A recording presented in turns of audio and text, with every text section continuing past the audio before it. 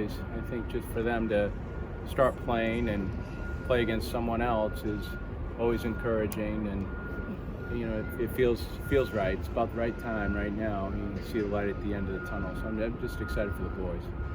Can you give us an update on Michael Doolin? I know he's rehabbed for a long time, but it seems like it's a little uncertain there. Yeah, he had a setback a couple weeks ago, so we're just bringing him along slowly. He's actually going to toss today, so toss, see how he feels and see what happens, but you got to handle his arm with care.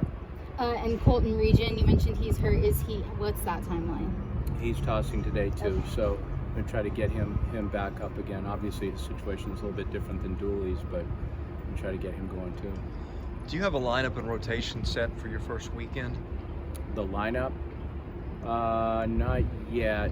I think that's something that we'll probably throw on a whiteboard here the next couple of days. I mean, we've thought about and talked about it a bunch, but I think it'll start to come together towards the end of the week. We don't have to really do anything now, and as far as rotation, we should have something by Thursday. Where you're unsettled in your lineup, is that just positions haven't been decided yet, or could be a lefty-righty situation depending on who you face? Yeah, I think it could be all of the above. I think the uniqueness of the group is there's some similarities in players, and there's not a lot that really differentiates between the two. So I think there's guys that we can put out there in certain moments, and other guys, because of the pitcher, might not play, but I think it's really close in a lot of areas. Where are you most unsettled right now? I wouldn't say unsettled, really, the word. I think it's just you got pretty good options at some spots. With catching position, you got good options. You get infield, you have some good options. You're starting to get some clarity there. Parker's worked well at first base. We moved Austin over to third base. He's been playing well over there, and Vasti and Diaz have been playing up the middle for a little over a week now, so that's come together pretty good. And then the outfield, I just think there's some good options out there, with McKenzie and Hewitt and Bradfield and Polk and Schreck. Guys, I know they're right, left-handed differences, but all pretty good. Coach, what's been your biggest takeaway from this offseason? Consistency, maturity, steadiness. I think those are the things that come to my mind first. The group operates well. They stay pretty localized on what they're doing. I mean, there's not a lot of conversations about future. I mean, we've done a pretty good job about getting in this environment right here and taking ownership of it. Their minds haven't been elsewhere, and that's always a concern. With 18, 19, 20-year-old kid, they start looking ahead, and no reason to look ahead because you just don't know what's going to be ahead. So I think they've gotten in this environment and done well of staying here, both physically and mentally. Vastine seems like a guy who's maybe taken a jump since a year ago. How do you assess him? What do you see when you watch him play? Yeah, summer helped him get a lot of at-bats. So I think anytime someone goes to Northwoods League, it's almost like a professional schedule when you go up there because you're playing every day.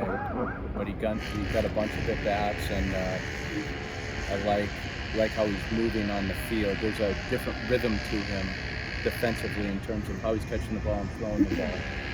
So, and I like his versatility. He plays second, short, third. I mean, we started him last year at first base, albeit he didn't play much after that. But I think he's a kid that can give you a lot of different looks in the infield. How do you structure the back end of your bullpen? I know you got Thomas, who closed all last year. You've got Moore, who's shown some flashes of things. You got Nick Maldonado, who's closed and done other stuff. How do you evaluate where you are and maybe usage right off the bat? I would say, just in terms of those kids that you mentioned, just more experience towards the back end of a game, and Jackie Anderson too. I think you not talk about last year, but towards the end of last year we were kind of minus a couple of arms. Certainly Sam at the end, but Hunter and Jack Anderson weren't able to throw. And I think now you're looking at this year, if health remains the same, then you have older presence at the end of the game, and that's a good thing. Do you have an idea yet of who's going to be starting and who's going to be in the bullpen? I think from a volume standpoint, how we've built them up, we do.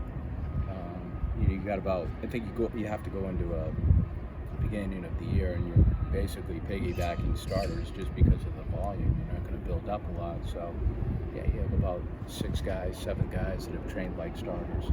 So they'll eventually find their way on the field this weekend. Is this going to be a similar approach to last year where you kind of started the season in a piggyback spot where you would pitch a guy for 3 or 4 innings and then the next guy would do that? Are you looking at a similar situation this year, or is it maybe sorted out a little differently than that? Yeah, well, it might sort out the same. I just don't know. But I think it's just being able to have a guy ready once the starter has reached his pitch limit, whatever that may be. You just haven't built up a lot of volume at this part of the ramp-up time to start February 17th, 18th games minimum.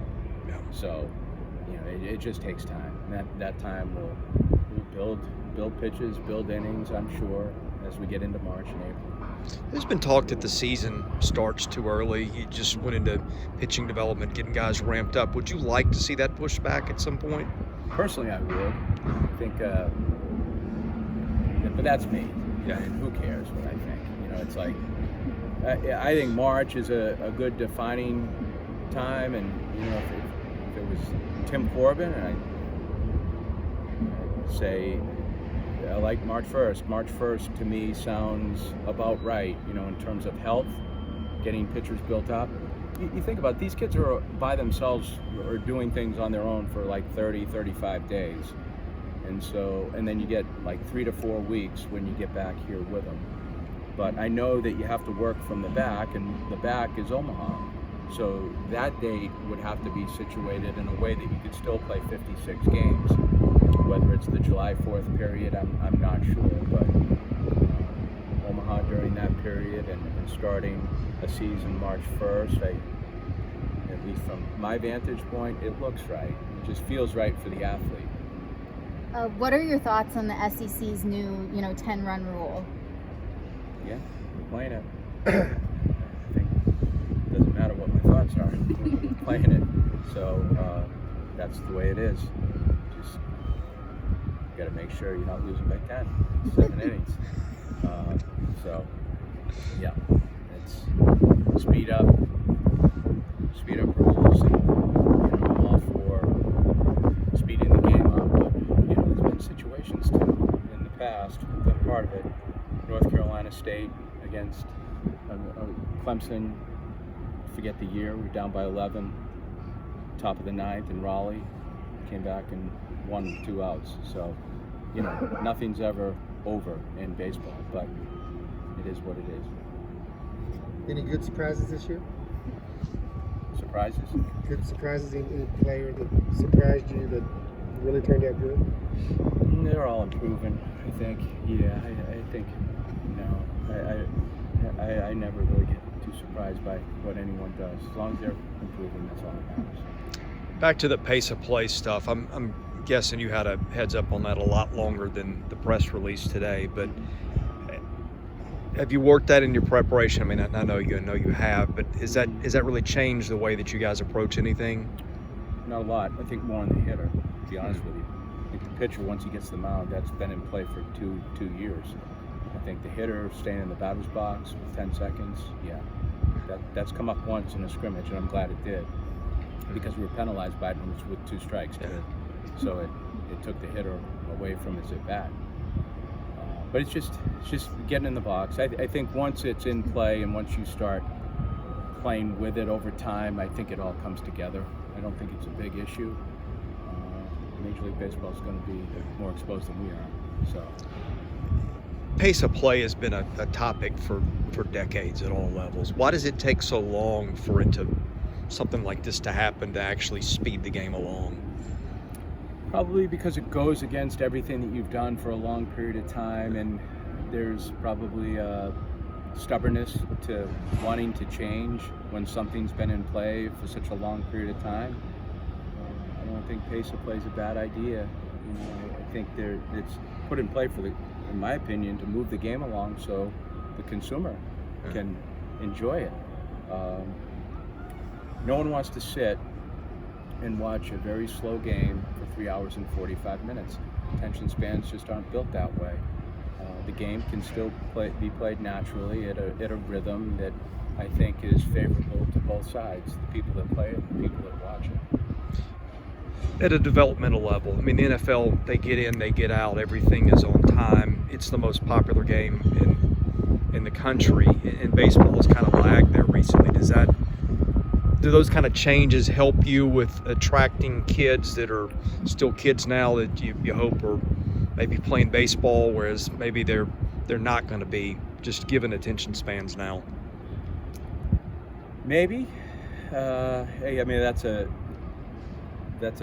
deep subject, but yeah, maybe. I mean, I think anytime you keep brains moving, keep bodies moving, keep the game moving, I think you have an opportunity for guys to want to play. But it's going to have to be established at the higher levels, and they're doing it at the major league level, and certainly doing it here. And we're probably not too far behind the major league level in doing certain things that they're doing now that we're not. So I'm sure within a year or so, we might be playing a little bit faster than we are right now. We've seen bigger bases and things like that a year from now. I can see that. I can see bigger bases. Whether we go to 2 picks, I'm not sure. That's going to encourage a faster game at the big league level, I would think. But that's a year too late for you, isn't it? Yep. There is a rule Yeah. this year that games played in MLB ballparks can use the bigger bases. Do you know if that will be in play during the tournament in Arlington? We're prepared for it if it happens. Mentally, we've talked about it. So, yeah, that's a possibility. I'm sure. I don't know if they have collegiate bases. They may have already installed the pro base, but 3 inches. But that 3 inches sometimes is the difference. Tim, with the team you're facing this week, it'll be a good test on your team. Oh yeah, really good. I mean, it's an SEC schedule, albeit Big 12, but those teams are very good. TCU have history there. Oklahoma State, tons of history there. Texas, yeah, very good. Yeah, you don't get any breaks in that schedule. There's no pass outs in your pre-conference. I mean, you hit a losing streak that could change a lot of things postseason. Is that the confidence you have in your team that you'll get through this okay? I think it's a schedule. You don't play the schedule. You play one game at a time. So if you look at it, it looks, well, it is. I mean, it's challenging, but you can't look at it that way. You just got to look at it in little clumps. A little clump is a pitch, an inning, frame, game. That's how we'll approach it. I think that's the strongest schedule you played since you've been here, though. Was that intentional, or did it just you had things working years back and it just all came together for this year? We were doing so in advance that it just kind of came together that way. Any more questions for Coach Warren? Good? Okay. All right, gang. Thank you. Yeah, thanks.